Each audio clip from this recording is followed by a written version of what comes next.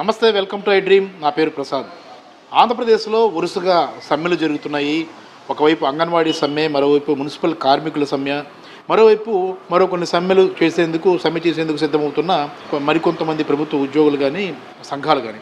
వీటన్నింటి వెనుక సిపిఎం పార్టీకి సంబంధించిన అనుబంధ సంస్థ సిఐటియు ఉంది. ఆ సంఘాల నేతృత్వంతో వరుసగా సమ్మెలు చేస్తున్న ఘటనలు చోటు చేసుకుంటున్నాయి. అయితే ఎన్నికలు సమీపిస్తున్న వేళ మరో నెల రోజుల్లో నోటిఫికేషన్ వస్తుందనగా వరుసగా ఈ సమ్మెలు చేస్తున్న వెనక రాజకీయ కోణం ఉందా అనే అనుమానం అయితే కలుగుతుంది. హక్కుల కోసం పోరాటాలు చేయడంలో తప్పులేదు, కానీ కేవలం రాజకీయ ప్రయోజనాల కోసం, తెలుగుదేశం పార్టీకి మేలు చేయడం కోసం ఒక కుట్ర జరుగుతోందా అన్నది ఇప్పుడు తాజాగా బయటపడుతున్న అంశం. దీనికి సంబంధించి ఇదంతా నిశ్చితంగా గమనిస్తున్న న్యాయవాది సేనాపతి అప్పారావు గారు ఉన్నారు. అప్పారావు గారు నమస్తే సార్. సార్, మనం ఆంధ్రప్రదేశ్లో తాజా పరిణామాలు చూసుకుంటాం. అంటే ఒకటి, సమ్మె చేయడం అనేది ప్రతి ఒక్కరి హక్కుల కోసం మనం పోరాడొచ్చు, కానీ బాధ్యతతో చేస్తున్న హక్కులుగా అంటే ఈ సమ్మెగా భావించాలా, లేదంటే దీని వెనుక రాజకీయ కోణం ఉందని ఏమైనా అనుమానపడాల్సిన పరిస్థితి ఉందా? ప్రస్తుత కాల పరిస్థితి చూస్తే ఇటువంటి తరుణం గతంలో నేను ఎప్పుడు చూడలేదు.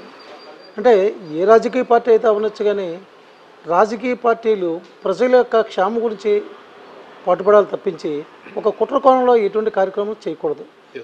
అదేవిధంగా ఇప్పుడు చూస్తే గతంలో ఎప్పుడు కూడా ఇతర ప్రభుత్వాలు ఉన్నప్పుడు, లేదా చంద్రబాబు నాయుడు గారి ప్రభుత్వం ఉన్నప్పుడు కానీ, కాంగ్రెస్ ప్రభుత్వం ఉన్నప్పుడు కానీ ఇటువంటి ఎలక్షన్ తరుణంలో ఈ విధంగా ప్రజల్ని రెచ్చగొట్టి ఇటువంటి మామూలుగా ఉద్యోగ సంఘ యూనియన్లు అందరినీ తీసుకొచ్చి మామూలుగా ఇప్పుడే అంటే ఈ టైంలో అయితే మన జీతాలు పెంచుతారు, లేకపోతే ఇంకే సంక్షేమ పథకాలు, లేకపోతే ఇంకో రాయితీలు ఇస్తారని పెట్టారు తప్పించి వాళ్ళు అనుకుంటున్నారు. అది చాలా తప్పని చెప్పి అనుకుంటున్నారు. ఉద్యోగాలు కానీ, లేదా యూనియన్ ప్రజలు కానీ, యూనియన్ కానీ అంతా కూడా ఒకటి గమనించాలి. ఇంకా ఎలక్షను ఒక నెల 15 రోజులు మనకి ఈ ఎలక్షన్ కోడ్ కూడా వచ్చే ఆవశ్యకత ఉంది.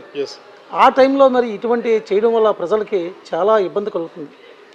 మీరు ఎప్పుడు ఏ ప్రభుత్వం చేయలేని సంక్షేమ పథకాలు కానీ, లేకపోతే ఉద్యోగాల గురించి మరి అనేక ఉద్యోగాలు ఇప్పించారు మరి ఈ ప్రభుత్వం.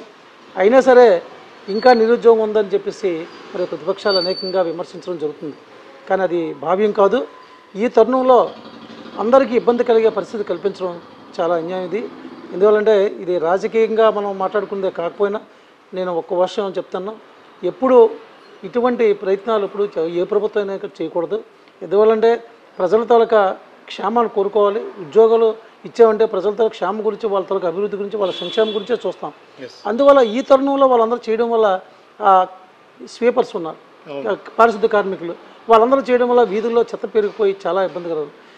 ఏ రాష్ట్రం ఇంత శాలరీ ఇవ్వలేని పరిస్థితిలో మన రాష్ట్రం ఇస్తుంది.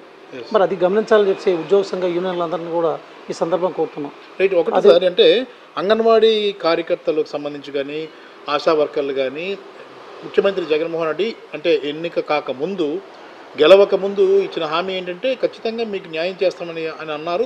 ఆయన వచ్చిన తర్వాత పెంచిన జీతాలు చూసాం. అదనంగా మరో 1000-1500 కూడా అదనంగా కలిపి జీతం ఇచ్చిన పరిస్థితి చూసాం. అది ఒక ఎత్తు అయితే, మున్సిపల్ కార్మికుల విషయంలో కానీ, ప్రభుత్వ ఉద్యోగుల విషయంలో కానీ ప్రభుత్వం సానుకూలంగా ఉన్నట్టుగానే కనిపిస్తుంది. మరీ మొండిగా చంద్రబాబు లాంటి పరిస్థితులు, ఇప్పుడు అంగన్వాడీకి గుర్రాలతో తొక్కించిన పరిస్థితులు అయితే ఇక్కడ లేవు. చాలా సానుకూల దృక్పథంతోనే ప్రభుత్వం అది. కానీ ఇప్పుడు అనవసరంగా యూనియన్ల నాయకుల మాటలు విని, లేదంటే ఒక రాజకీయంగా ఇంకో పార్టీకి మేలు చేయాలన్న భావనతో ఏదైనా ఈ అంటే కార్మిక సంఘాల ప్రయత్నాలు చేసినప్పుడు అనవసరంగా అంగన్వాడీ కార్యకర్తలు కానీ బలిపశువులుగా మారే ప్రమాదం ఏమైనా ఉందంటారా?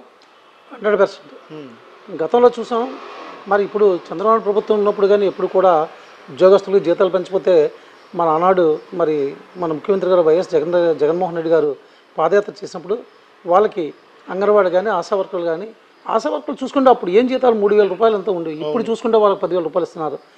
వాళ్ళు ఎంత మేలు పొందారు.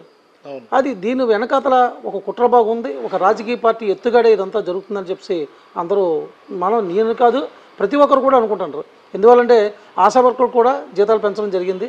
కానీ ఆశా వర్కర్లు కూడా మళ్ళీ రోడ్డు మీదకి వచ్చి ఈ విధంగా ఇబ్బంది పెట్టడం, మరి పాపం తల్లి పిల్లలు, మరి వాళ్ళందరూ కూడా చిన్నపిల్లలందరూ కూడా చాలా ఇబ్బంది పడుతున్నారు. ఈ తరుణంలో చేయడం మాత్రం చాలా ఇబ్బందికరం, హాస్యాస్పదం. వాళ్ళందరూ కూడా ఈ సమ్మె విరమించాలి. ప్రభుత్వం ఎప్పుడు కూడా వాళ్ళ సానుకూలంగా ఉంది. గతంలో విద్యుత్ ఉద్యోగులు ఉమ్మడి రాష్ట్రం ఉన్నప్పుడు చేసినప్పుడు అప్పుడు గుర్రాలతో మన చంద్రబాబు నాయుడు గుర్రాలతో తొక్కించాడు. అంటే అటువంటి లేదు, ప్రభుత్వం ఎంతో సానుకూలంగా స్పందించి వాళ్ళ కోరికల మేరకు ఏమున్నా సరే అవన్నీ చేయడానికి సిద్ధంగా ఉంది. అందువల్ల ఈ తప్పనిసరిగా ప్రభుత్వంలో భాగంలో ప్రభుత్వాన్ని ఏదో విధంగా కూర్చోయాలి, అయితే అబాస్పాలు చేయాలి, వాళ్ళకి మంచి పేరు కూడదు. రేపు పొద్దున ప్రభుత్వం రాకూడదని, ఈ ప్రభుత్వం రాకూడదని చెప్పి కొన్ని రాజకీయ పార్టీలు కొంతమంది యూనియన్లకి ప్రలోభాలు పెట్టి వాళ్ళ ద్వారా ఇవన్నీ చేస్తుందని చెప్పి తప్పనిసరిగా అందరూ అనుకునే పరిస్థితి. అంటే ఇలాంటి కుట్రకోణం వల్ల సార్ అనవసరంగా అంటే ఇప్పుడు అంగన్వాడీ కార్యకర్తలు ఉన్నారు, ఆ యూనియన్ పిలిపించింది కాబట్టి వాళ్ళేమో సమ్మెలో పాల్గొన్నారు. కానీ వెనక జరుగుతుంది ఏంటంటే ఇదంతా అంటే ఇప్పుడు జనరల్గా మెల్లమెల్లగా బయటకు వస్తున్న అంశం ఏంటంటే ఇది కావాలనే కుట్ర చేసి ఏదో తెలుగుదేశం పార్టీకి మేలు చేయాలని ఇదంతా జరుగుతుందన్న అంశం అయితే మెల్లమెల్లగా బయటకు వస్తుంది. మొదటి వరకు సమ్మె డిమాండ్లు ఇవే అనుకున్నాం, కానీ ప్రభుత్వం ఏ సానుకూల దృక్పథంతో వెళ్తున్నప్పుడు కూడా దాన్ని